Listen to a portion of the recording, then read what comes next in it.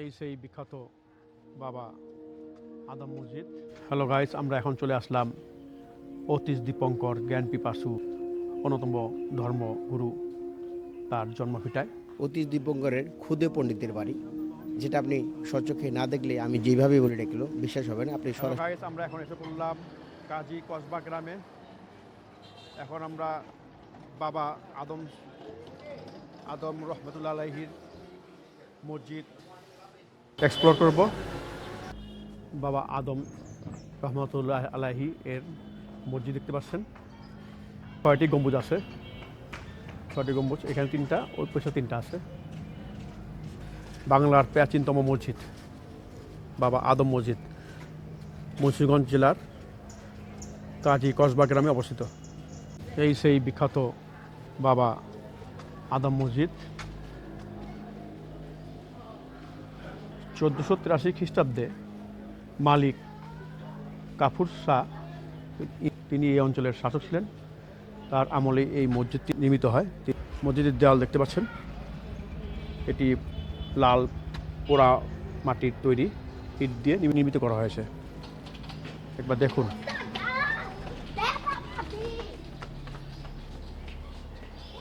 ওয়ালটি দেখুন।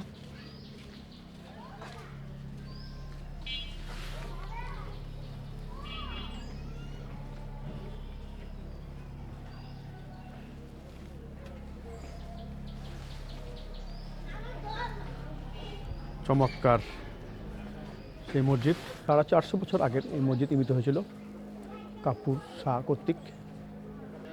তিনি এই অঞ্চলের শাসক ছিলেন। 6টি গম্বুজ আছে এই মসজিদটির।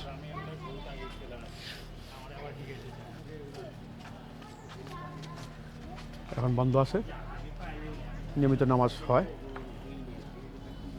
জামাতের সহিত নামাজ পড়ানো হয় মসজিদে। আপনারা এখানে আসতেই পারেন। একটি অতি প্রাচীন মসজিদ, যতগুলো মসজিদ আছে তার মধ্যে অন্যতম প্রাচীন মসজিদ বাবা আদম মসজিদ। উপরের শিলাতে আরবি মসজিদ সম্পর্কে কিছু লেখা আছে, বুঝতে পারছি না। সেই নকশা, পোড়ামাটির নকশা।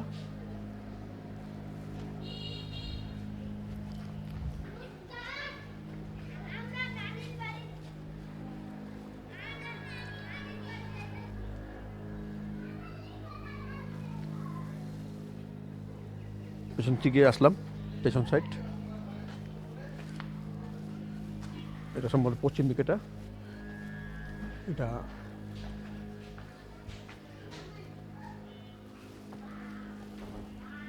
মসজিদ পেছন দিক, গম্বুজ, 6টা গম্বুজ।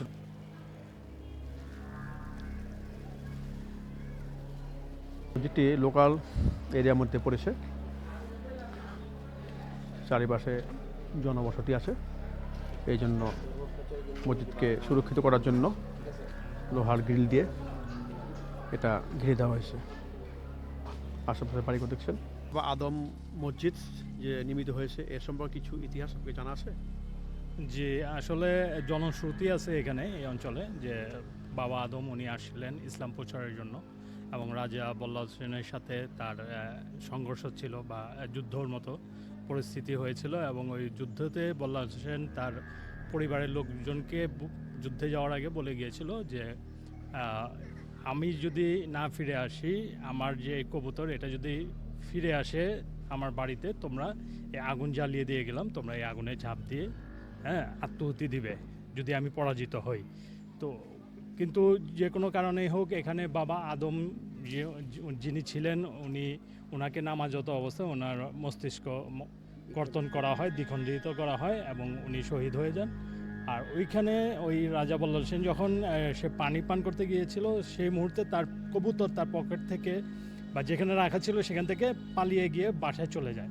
পরবর্তীতে তার পরিবারের লোকজনের কবুতরটি দেখতে পেয়ে সবাই আগুনে ঝাঁপ দিয়ে তার পরিবার আত্মহত্যা দেয়। এইটাই একটা জনশ্রুতি। ধন্যবাদ। জি, ধন্যবাদ।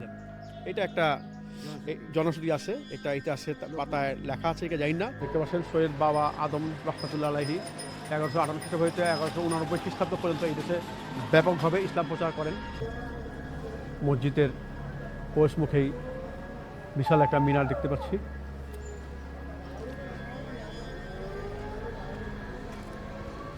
বিশাল মিনার।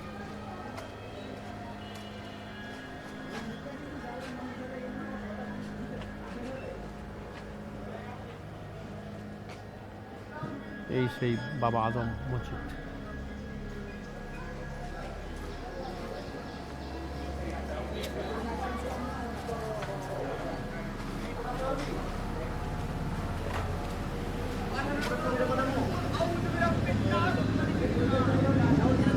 এই যে মাজারটা দেখা যাচ্ছে, বাবা আদম রহমতুল্লাহ মাজার।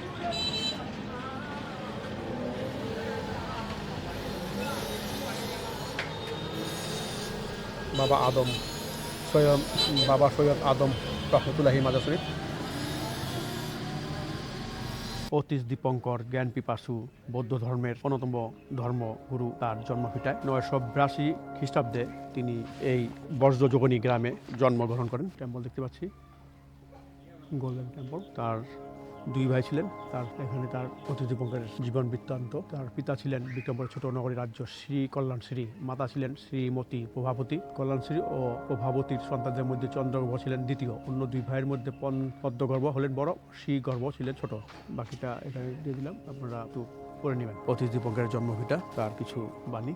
যে ব্যক্তি সত্যের তদারক করে না, সে সব কিছুতে ব্যর্থ হবে। কাজেই তার যোগকে চালিত করতে দাও সত্যের দিকে। মা বাবা একমাত্র পুত্রকে পাহারা দেয়। এক চক্ষু বিশিষ্ট লোক যেভাবে তার ভালো চোখটা পাহারা দেয়। ভ্রমণে বের হওয়া লোকেরা যেভাবে তাদের পথ প্রদর্শককে আলোচনা রাখে, ঔষধি গাছের ফলের মতো চিন্তাকে পাহারা দেয় যত্নের সঙ্গে। স্বাস্থ্যগত বলে চিন্তাই হলো বোধির বা প্রজ্ঞার শিকড়। ওনার কিছু বাণী দেখলাম। 1200 বঙ্গ বা পাল রাজ্য থেকে ইন্দোনেশিয়ার সুবর্ণ দ্বীপ অর্থাৎ সুমাত্রায় গমন করেন শ্রী দীপঙ্কর শ্রীজ্ঞান। দীপঙ্কর শ্রীজ্ঞান। তার কিছু ছবি এখানে দেখা যাচ্ছে। আরও একটা ছবি দেখা যাচ্ছে, মহাসংঘনায়ক বিশুদ্ধানন্দ মহাথের, সংঘনায়ক শুদ্ধানন্দ মহাথের ও মিস্টার অমলেন্দু বিকাশ বড়ুয়া।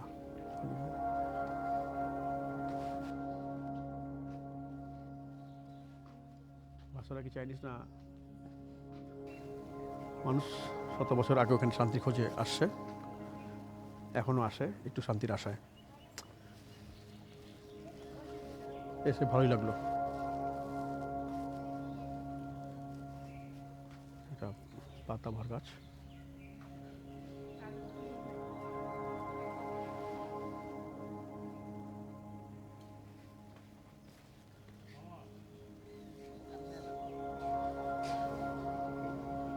এখানে আরেকটা ইতিহাস আছে। তিব্বতের হিমশৈল 1039 খ্রিস্টাব্দে নেপালের সীমান্ত হয়ে তিব্বতে পৌঁছান। প্রায় 13 বছর তিব্বতে অবস্থান করে বিভিন্ন ধর্মীয় কাজ, বিবিধ গ্রন্থ রচনা ও সম্পাদনা করেন এবং কদম্পা নামে বৌদ্ধ চর্চার জন্য একটি ধারা প্রবর্তন করেন।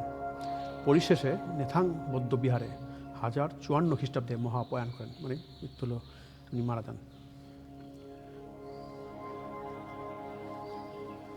দীপঙ্করের শ্রীজ্ঞানের বাণী।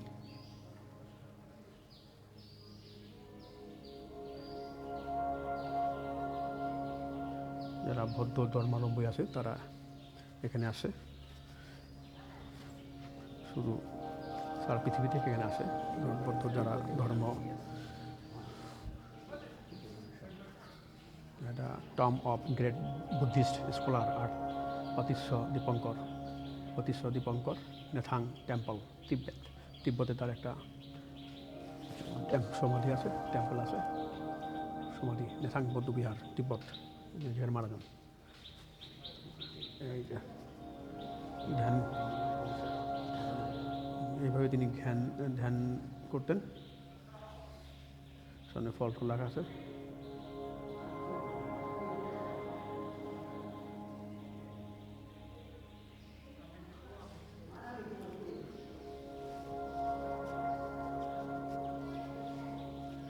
ধ্যানরত অবস্থায় দীপঙ্করের একটা প্রতিকৃতি।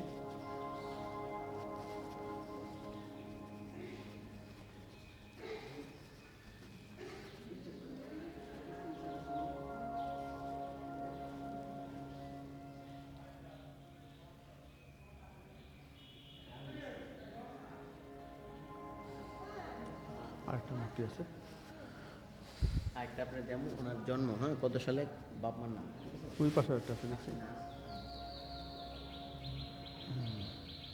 পুরোপুরি বাপ মার নাম আছে।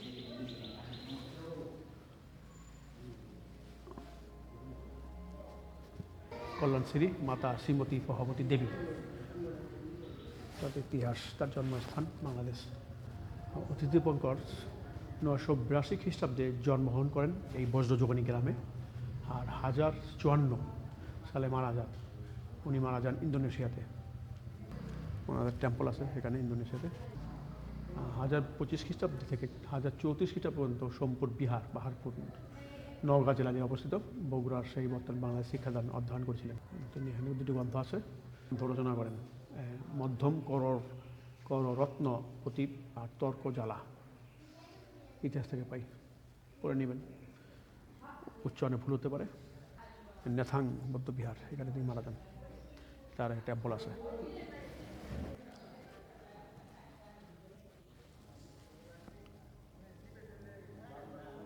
কমপ্লেক্স, এটা একটা Atish Dipankar Memorial complex. Atish Dipankar golden temple.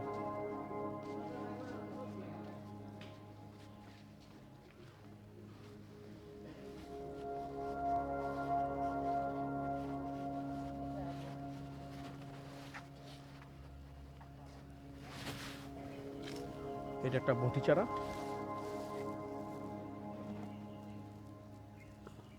তার স্মরণে 2015 সালে এই গাছটি রোপণ করা হয়। অনেকগুলো মূর্তি দেখতে পাচ্ছি ধ্যানরত অবস্থায়। আরেকটা আছে।